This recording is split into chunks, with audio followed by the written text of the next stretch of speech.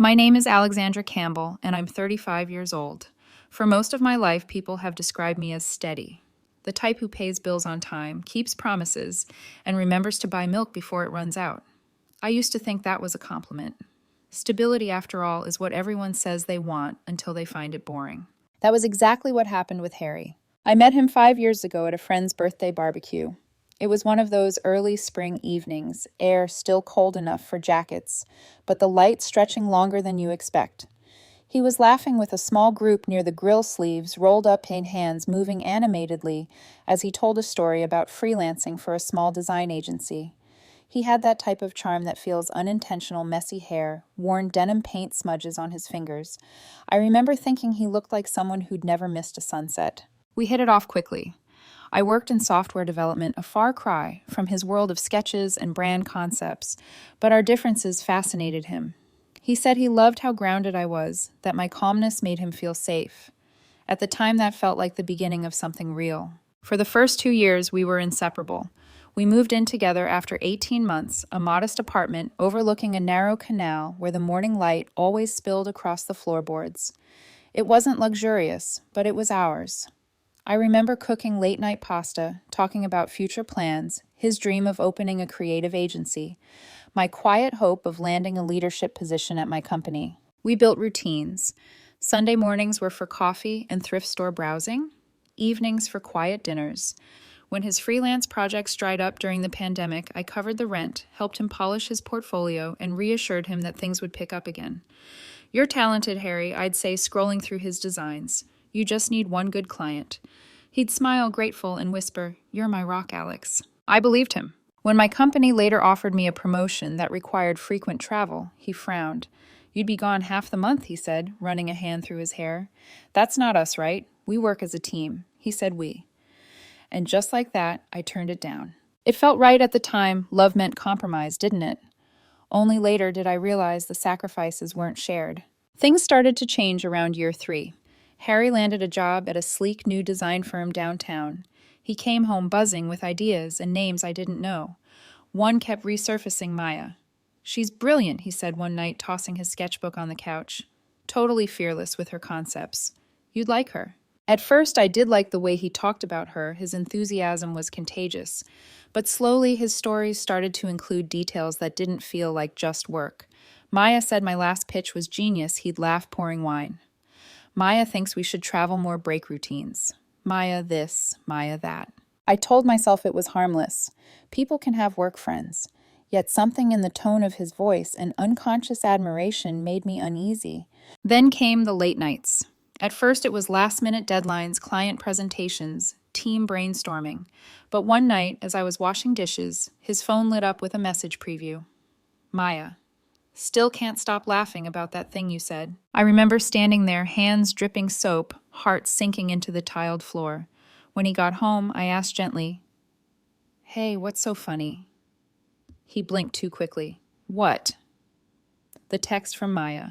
He shrugged. "Oh, that. Just an inside joke. Don't overthink it." He kissed my cheek, walked to the bedroom, and I stood in the kitchen, listening to the sound of his phone buzzing again. Another message, another laugh, another piece of my peace chipping away. In the following weeks, he became more distracted. We'd be out at dinner, and he'd casually mention Maya found this new rooftop bar, apparently the best view in the city. Then a small sigh. "We should do things like that, be more spontaneous." I'd smile tightly, stirring my drink, feeling the invisible comparison land like a bruise. Our conversations grew shorter. My attempts to connect, asking about his day, cooking his favorite meals, were met with distant nods. His eyes were elsewhere, often on his phone. When I asked if something was wrong, he'd sigh. "Nothing's wrong, Alex. You don't get the creative grind." One night I tried again. "You're always at the office lately. Everything okay?" He set down his fork, annoyed. "Can you not turn this into an interrogation? Maya and I are working on a big campaign. It's important. I wasn't accusing you. Alex, you can't tell me who to be friends with." That sentence hung in the air like a slap I couldn't dodge. I said nothing, just nodded silently, replaying the word friends in my mind until it lost all meaning. The next week, my manager called me into a meeting. London's opening up again, she said, and we need someone steady to lead the integration team. You're the first name on my list. My heart jumped. London. The opportunity I'd once given up. That evening I told Harry over dinner, they want me to transfer to London. It's a big step, more responsibility, more pay. He froze mid-bite. London. That's far, I know, but it's a huge opportunity. He set his fork down slowly. You'd be gone all the time. We'd barely see each other. This isn't us. Maybe it's just temporary. I could fly back often. He shook his head, voice soft but sharp. If you love me, you'll stay. I stared at him, trying to read the sincerity beneath his calm expression. He reached for my hand. We can build something amazing here, Alex. Don't throw it away for some job. And like before, I nodded, convincing myself this was commitment, not control. That night, as I stared at the dark ceiling beside his sleeping form, something inside me cracked. For the first time, I wondered if we meant me bending until I broke. I didn't know it yet, but that was the beginning of the end. The start of the storm I refused to see coming. They say heartbreak doesn't happen in one moment, it seeps in quietly like water through cracks. You didn't notice until the floor collapses. For me, it began with laughter, not mine his. Harry's phone would light up with messages from Maya, and I'd hear him chuckle softly under his breath, thumb gliding across the screen. The kind of laugh that once belonged to our private jokes. I tried not to look, not to ask, but curiosity is a cruel companion when love starts to fade. Everything okay? I asked one evening, leaning against the doorway. Yeah, he said, smiling at his screen. Just Maya. She found this meme about client feedback. You wouldn't get it. It's a design thing. The tone was casual, dismissive, the kind that shuts you out gently enough to make you doubt yourself. I walked away, pretending I didn't hear my heart whisper, she's already inside the space that used to be yours. Over the next few weeks, the signs multiplied like shadows under a flickering light. He started dressing differently. Fitted shirts, that new cologne I'd never smelled before. He worked later, came home later, texted more, smiled less. When he did talk to me, it was always half present. His eyes never quite met mine. I tried to stay calm. I told myself every couple goes through rough patches. Still, the emptiness grew louder each day. One Friday night, after another long work session, Harry came home past midnight. I was on the couch, pretending to watch TV. Hey, I said softly. Long night. He dropped his bag with a sigh. Yeah, campaign's brutal. You could have called. He looked up, frowning. Alex. I'm exhausted. Can we not do this right now? Do what? Talk? He rubbed his temples. God, you're making something out of nothing again. Harry, He cut me off, voice sharp now. You can't tell me who I can be friends with. Okay. Maya and I work well together. You should be happy for me instead of acting paranoid. It was such a strange word, paranoid, because in that moment I realized that's how he saw me now. Not as his partner, but as an obstacle. I didn't respond. Just nodded, walked into the kitchen, and poured a glass of water to hide the shaking in my hands. That night I lay awake long after he fell asleep beside me, staring at the faint glow of his phone on the nightstand. I thought about opening it. The temptation was suffocating, but I didn't. Not yet. Some part of me still wanted to believe him, still wanted to believe us. The following week, he was invited to a weekend retreat with his team. Work bonding, he said, casually tossing a duffel bag over his shoulder. We're staying at a villa Maya's friend owns. I forced a smile. Sounds fun. He grinned, kissed my cheek, and added, Try not to worry, okay? I didn't respond, just nodded, and watched him walk away. That weekend was endless. The flat was too quiet. I cleaned, cooked, scrolled through social media, anything to distract myself from the creeping sense of humiliation. I didn't find photos, but there were hints. Maya's post of a bonfire, a man's silhouette reflected in her sunglasses. The comments filled in the blanks. You two are unstoppable. Dream team. When Harry came home Sunday night, I asked him how it was. Great, he said simply. Maya's ideas really pushed the campaign forward. I laughed softly. You mention her like she's your creative soulmate. He smiled faintly, not catching the irony. Maybe she is, at least professionally. That was the first time I felt something die quietly inside me. A few days later, my manager pulled me aside again at work. Alex London's still on the table, she said. You'd be leading a new project. I know you turned it down before, but it's yours if you want it. I smiled politely. Can I think about it? Of course. Just don't take too long. It's a career maker. That night I told Harry about the offer again. This time his reaction was different. Seriously, London again. He laughed dryly. Are you trying to run away? Run away, I repeated. It's a promotion. I thought you'd be happy for me. He shrugged. It's just, we're already stretched thin. A long-distance thing. That's not us. Maybe it could be temporary, I suggested. I'd fly home often. He leaned back, arms crossed. Alex, you're not listening. You always think you can control everything, the outcome, the timing, me. You need to relax. His words landed like tiny cuts, deliberate but disguised as concern. I'm not trying to control you, I said quietly. I just want us both to grow, he smirked. Grow separately, you mean? That night, as I stood at the window watching the city lights ripple across the canal, something in me began to shift. For the first time, I saw the imbalance clearly, how much I'd given up, how much he'd taken for granted. I remembered the promotion I'd declined, before how proud he'd looked when I'd said no. And now I wondered if pride was all it ever was. The following weekend, he announced casually that he'd be working late again. I didn't ask with whom. Instead, I made myself dinner set 2 plates and sat alone in the dim light. The food went cold before I touched it. Hours later, I heard the door open.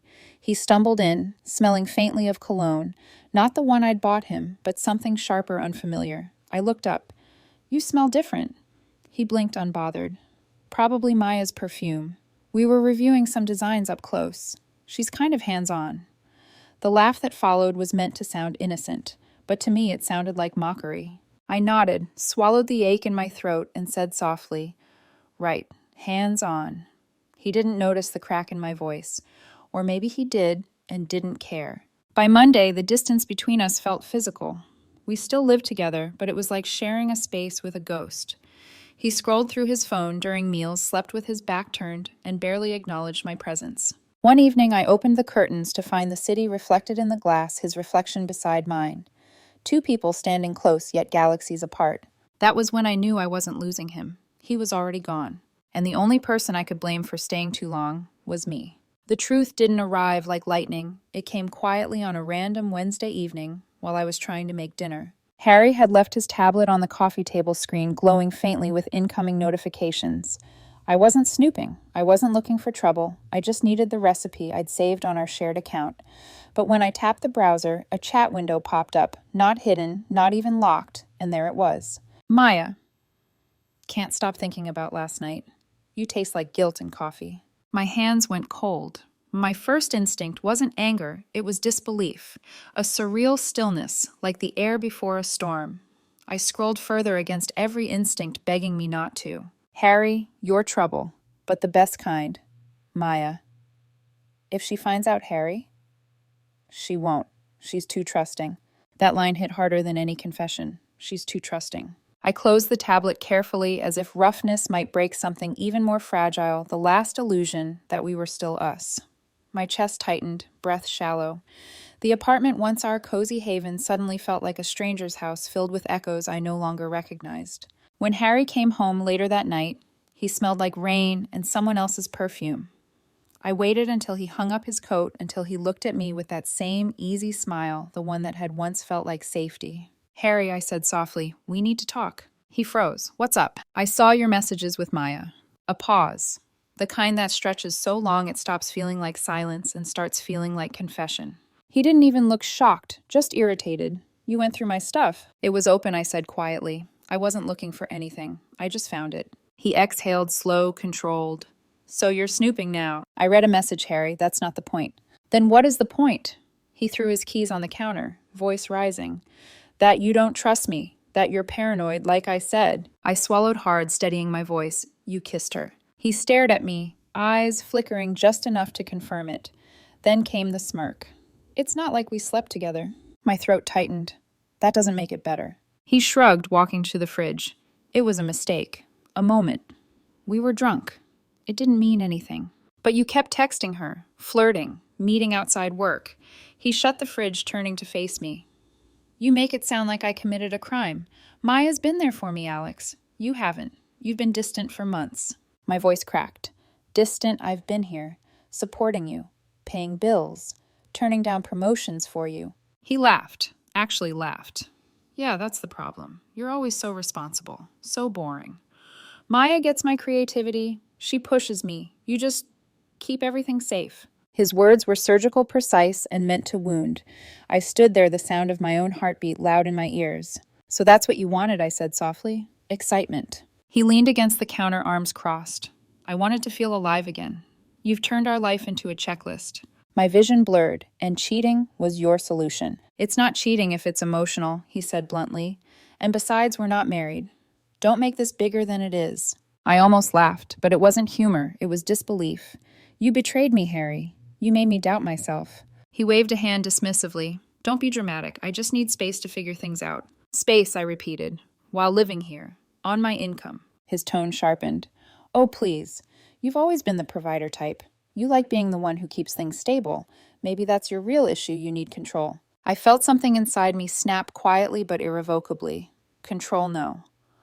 What I'd needed was respect. He picked up his jacket. I'll stay with Maya for a while. We'll sort out the flat later. And Alex? He looked back over his shoulder. Don't take that London job. If you move now, it'll just complicate things. Maybe we can fix this if you stay and change a little. Change, I repeated barely above a whisper.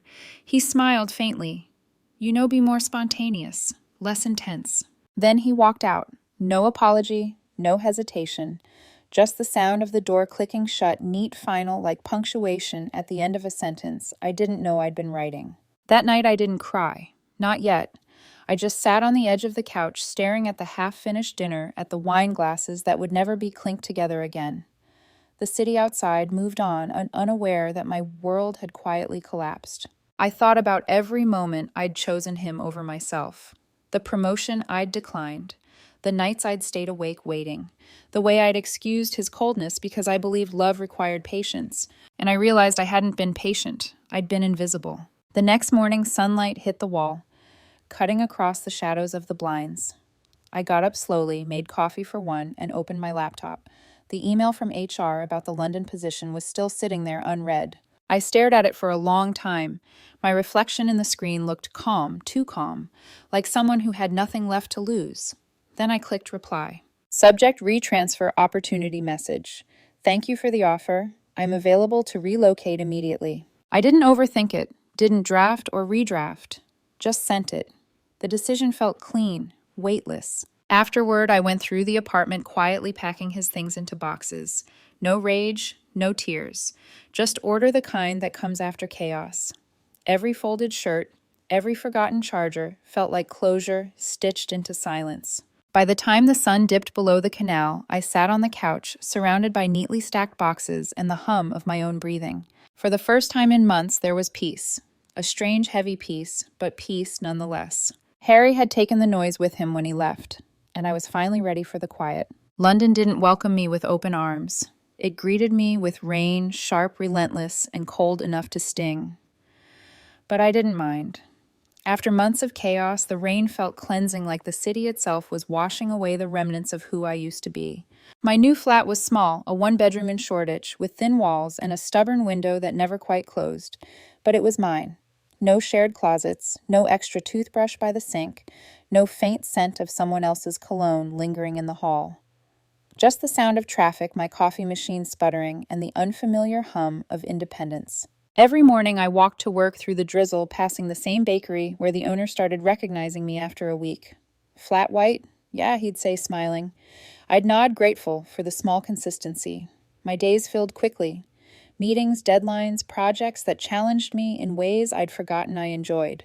For the first time in years, my success belonged entirely to me.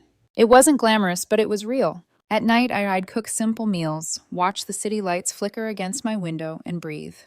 The quiet no longer felt lonely, it felt earned. A month passed before I heard Harry's name again. It came through a mutual friend, Sophie, during a casual video catch-up. So she said hesitantly, "Have you talked to him?" I blinked. "Talked to who?" "Harry! You didn't know." She shifted uncomfortably. "Things fell apart with him and Maya." I said nothing, just waited. Sophie sighed. "It's bad, Alex. Apparently she was seeing someone else on the side. His boss, actually. Word got around the firm, and it got messy. She dumped him, and he kind of spiraled." A pause. The rain outside hit harder against the glass. I stirred my tea slowly. I see. He's been reaching out to people, Sophie continued. Says he misses you, regrets everything. I gave a faint smile. People always regret when their chaos stops feeling like freedom. Sophie didn't know what to say after that. The call ended soon after, but her words lingered like static in my mind. In the following weeks, I started hearing fragments of Harry's downfall through mutual circles. He'd quit his job after being humiliated at work. Maya had drained their joint account, leaving him with rent he couldn't afford. Rumors swirled debts fights a shouting match outside the agency that made it to social media. It was poetic in a cruel way. The creative muse he'd left me for had turned his life into the chaos he thought he wanted. I didn't gloat. I didn't post a single thing about it. Instead, I focused on my new project, an AI integration rollout that earned our department praise. My boss even mentioned a potential promotion during a team dinner. You've got a steady hand, Alex, he said. When others panic, you stay calm. I smiled. It's a skill I learned the hard way. London became more than a city. It became a mirror. Every street reminded me how far I'd come. The woman who once begged for scraps of attention was gone. The one who replaced her, the woman who woke up before dawn to jog along the Thames, who laughed with coworkers over late-night takeout, who no longer waited for anyone's approval, she felt alive. One Saturday, I walked past a park near my flat. A couple sat on a bench laughing over a shared sandwich. Something in the sight hit me unexpectedly. Not pain, not envy, just realization. I'd spent years mistaking familiarity for love. But love wasn't about who you stayed for. It was about who didn't make you shrink to stay. I went home that evening and deleted the last photo I had of Harry, the one I'd kept out of habit. His face smiled up at me from the screen, confident, carefree. I pressed delete. The screen went black. For the first time, I didn't feel empty afterward. A few days later, I got a message from another old acquaintance, Claire, one of Harry's college friends. Hey, Alex. Just wanted to say you handled everything with grace. I wish he'd realized what he lost before it was too late. I stared at the message for a long time before replying. He didn't lose me. He let go of me. There's a difference. I didn't mean it as bitterness, just truth. By the second month in London, my life had become steady again, the kind of stability Harry once called boring. But to me, it felt like strength. My routines were quiet, my friendships deepening. I wasn't healing for his sake anymore. I was rebuilding because I finally remembered what peace felt like. Sometimes I'd walk along the bridge after work, watching the water shimmer under the city lights. I'd imagine my old life like another country, a place I'd visited but could never return to. And somewhere in that reflection, I realized the strangest, most beautiful thing of all. I didn't miss him. I missed who I was before I met him, and I was becoming her again. One evening, as I prepared dinner, my phone buzzed. A name flashed across the screen, unknown number. I stared at it for a moment. Didn't answer. A few seconds later, a voicemail appeared. Curiosity won for half a heartbeat. I pressed play. Harry's voice. Hey, Alex, it's me. Just wanted to check in. Hope you're doing well. Maybe we could talk sometime. His tone was soft, almost rehearsed, the kind of voice people use when they're testing if the door is still open. I deleted it before it finished. Then I poured a glass of wine, sat by the window, and smiled at the skyline. For the first time, I understood what freedom truly meant. It wasn't about running away, it was about finally standing still and realizing you survived. And this time I wasn't surviving despite him. I was thriving without him. The first message came on a Sunday morning. I was watering my small collection of plants, enjoying the rare London sunlight spilling through the kitchen window. My phone buzzed with a notification, an unknown number. Harry, hey, I know you probably don't want to hear from me, but I miss you. Can we talk? I stared at the screen for a long moment, then simply turned it face down on the counter. It buzzed again. Please, Alex, just 5 minutes. I didn't reply. Instead, I poured another cup of coffee and stepped onto the tiny balcony. The city hummed beneath me. Buses chatter life moving forward, and for the first time, I felt no pull backward. The silence was my choice now. By the third message, he'd changed his tone. I know I messed up. Maya's gone. She was not what I thought. She used me, played me, left me with nothing. You were right. The irony made me laugh, a soft, humorless sound that startled even me. I deleted the thread without replying. But that didn't stop him. Within days, the emails started. Subject, please read. Alex, I've lost everything. Maya cheated, then disappeared. I lost my job because of it. I'm back at my sister's place now, trying to pick up the pieces. I keep thinking about what you said, that stability isn't boring. I get it now. Please just talk to me. I need a friend. I closed the laptop and exhaled. It was strange, not the kind of satisfaction revenge stories promise, but something quieter, poetic almost. Life had circled back, and the man who once called me too safe now longed for the safety I represented. I made myself a promise that night I would never again confuse pity for love. A few days later, Sophie called again. "Harry's really struggling," she said gently. "He's been asking about you. Maybe you could—" "No," I interrupted. "I can't. I get that. But he's a mess, Alex. He's not eating, not working. He made choices," I said quietly. "Now he's living with them." There was a pause, the kind filled with quiet judgment. "You've changed," she said finally. "I had to."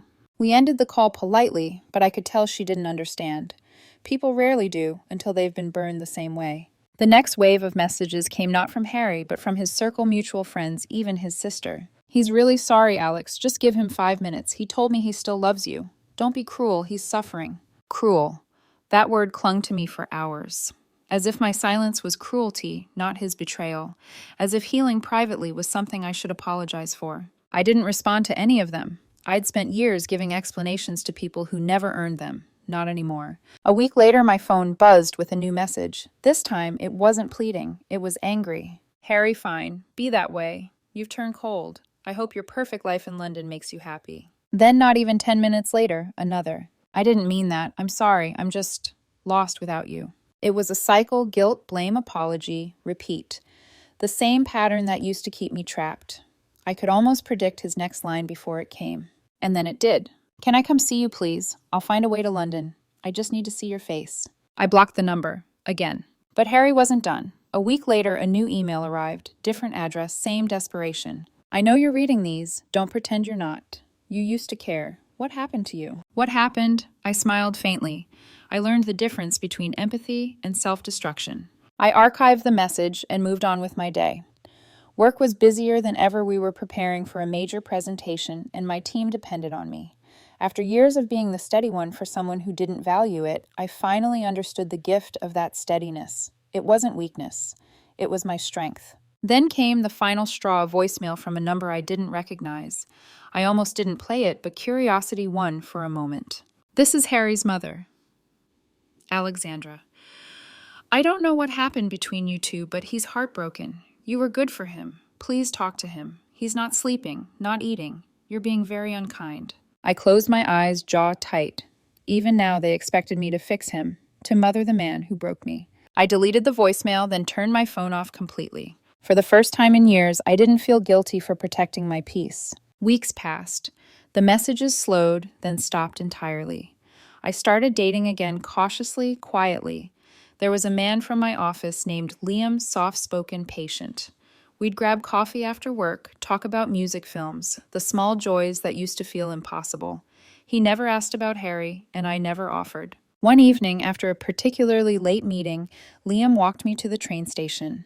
"You seem like someone who's had to hold a lot together," he said gently. I smiled. "Not anymore." He looked at me for a long moment, then said, "Good.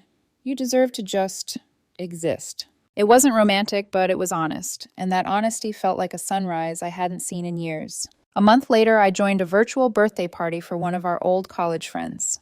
Dozens of faces filled the screen, laughter overlapping through lag and poor Wi-Fi.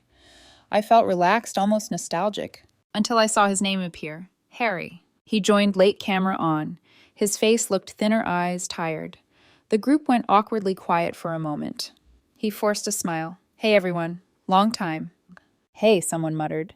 He scanned the faces and then found mine. "Alex," he said softly. "You look good." I nodded once. "Thanks." The conversation stumbled along, forced and polite.